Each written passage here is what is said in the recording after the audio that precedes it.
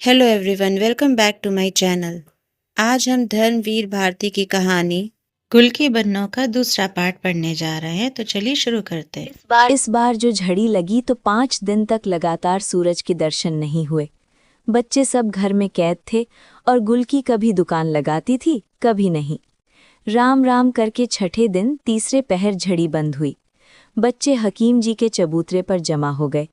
मेवा बिलबोटी बीन लाया था और निर्मल ने टपकी हुई निमकौड़ियां बीन कर दुकान लगा ली थी और गुलकी की तरह आवाज लगा रही थी, ले खीरा, आलू, मूरी, घिया, बंडा। थोड़ी देर में काफी शिशु ग्राहक दुकान पर जुट गए।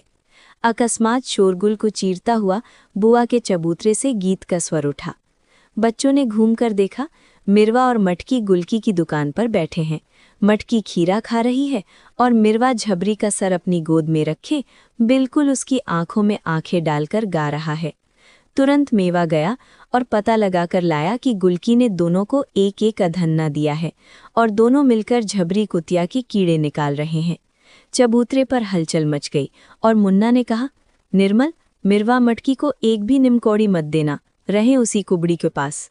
हाँ जी, निर्मल ने आंख चमकाकर गोल मुंह करके कहा, हमार अम्मा कहत रही, उन्हें छुइयो ना, न साय खायो, न खेलो, उन्हें बड़ी बुरी बीमारी है। आक थू। मुन्ना ने उनकी ओर देखकर उबकाई जैसा मुंह बनाकर थूक दिया। गुलकी बैठी बैठी सब समझ रही थी और जैसे इस निरर्थक घृणा में उसे कुछ रस सा आने लगा था। उसने मिरवा से कहा, तुम दोनों मिलके गाओ तो एक अधन्ना दें, खूब जोर से। भाई बहन दोनों ने गाना शुरू किया। माल कताली सेमल जाना पल अकियों की छी से। अकस्मात पटाक से दरवाजा खुला और एक लोटा पानी दोनों के ऊपर फेंकती हुई घेगा बुआ गरजी, दुर्ग कलमुहे, अबहिन बित्ती भर के नाही ना, और पतुरियन के गाना गावे लगे, न विहन का ख्याल न बिटिया का। और एक कुबड़ी, हम तुहू से कहे देत हैं कि हम चकला खाना खोले के बरे अपना चबूतरा नहीं दिया लहा, चली हुआ से मुजरा करावे। गुलकी ने पानी उधर छिटकाते हुए कहा, बुआ, बच्चे हैं, गा रहे हैं, कौन कसूर हो गया? ऐ हो, बच्चे हैं, तू तो दूध पियत बच्ची ही, कह दिया कि जबान न लड़ायो हमसे। हाँ, हम बहुते बुरी हैं, एक तो 5 महीने से किराया नहीं दियो और हियां दुनिया भर के अंधे कोढ़ी बटुरे रहत हैं। चली उठाओ अपनी दुकान हियां से, कल से न देखी हियां तुम्हें। राम राम, सब अधर्म की संतान राक्षस पैदा भय हैं मोहल्ले में, धरतियों नहीं फाटत की मर बिलाए जाएं। गुल की सन्न रह गई। उसने सचमुच 5 महीने से किराया नहीं दिया था। बिक्री नहीं थी, मोहल्ले में कोई कुछ उससे लेता ही नहीं था, पर इसके लिए बुआ निकाल देंगी ये उसे कभी आशा नहीं थी। वैसे भी महीने में 20 दिन वो भूखी सोती थी।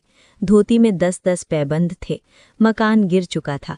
एक दालान में थोड़ी सी जगह में वो सो जाती थी, पर दुकान तो वहां रखी नहीं जा सकती।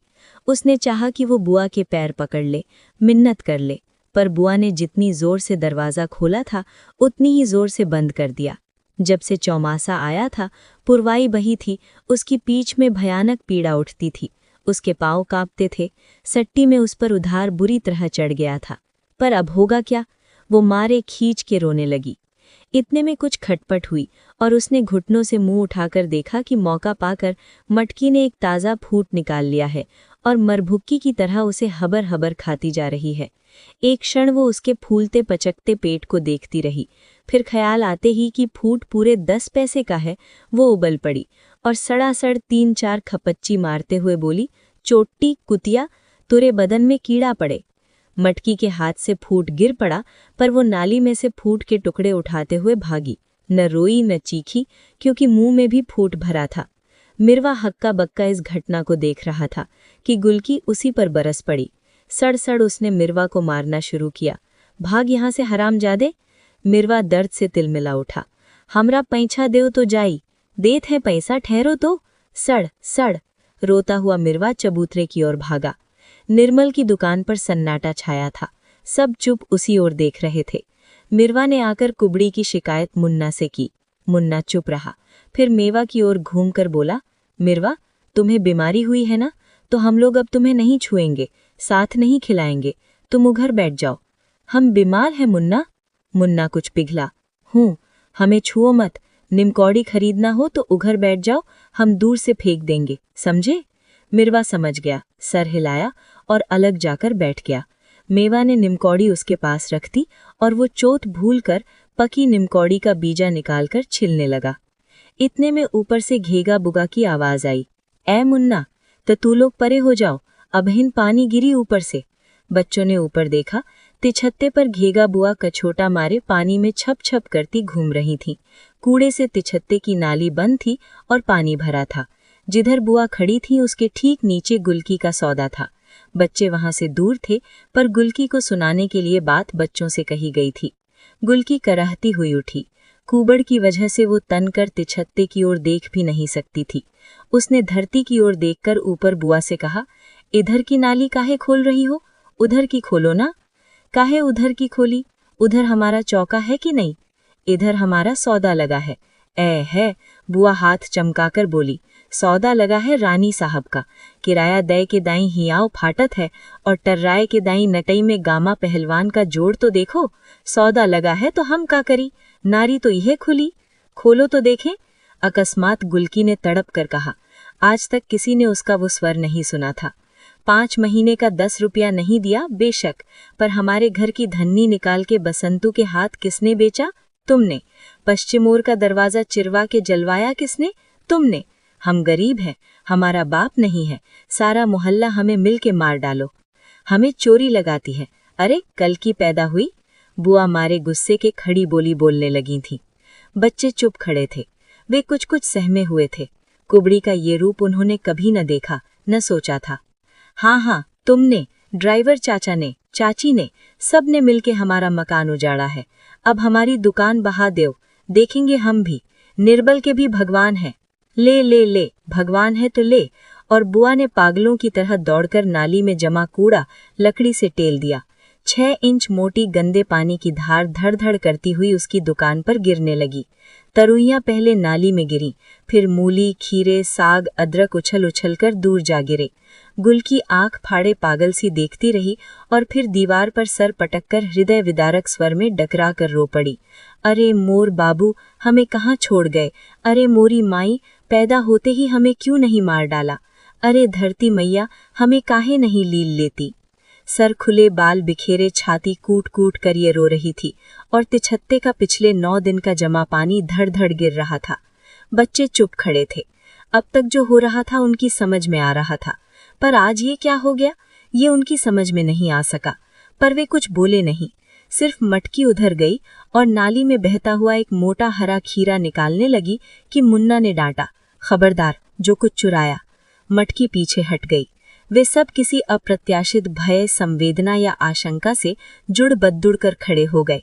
सिर्फ मिरवा अलग सर झुकाए खड़ा था।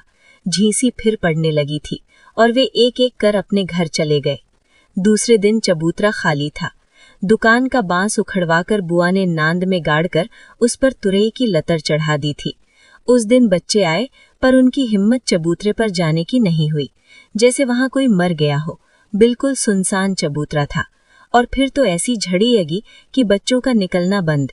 चौथे या 5वें दिन रात को भयानक वर्षा तो हो ही रही थी, पर बादल भी ऐसे गरज रहे थे कि मुन्ना अपनी खाट से उठकर अपनी माँ के पास घुस गया। बिजली चमकते ही जैसे कमरा रोशनी से नाच नाच उठता था। छत पर बूंदों की पटर पटर कुछ धीमी हुई, थोड़ी हवा भी चली और पेड़ों का हर हर सुनाई पड़ा कि धड़ धड़ धड़ धड़ाम भयानक आवाज हुई। माँ भी चौंक पड़ी, पर उठी नहीं। मुन्ना आंखें खोले अंधेरे में ताकने लगा। सहसा लगा मोहल्ले में कुछ लोग बातचीत कर रहे हैं। घेगा बुआ की आवाज सुनाई पड़ी, किसका मकान गिरा है रे?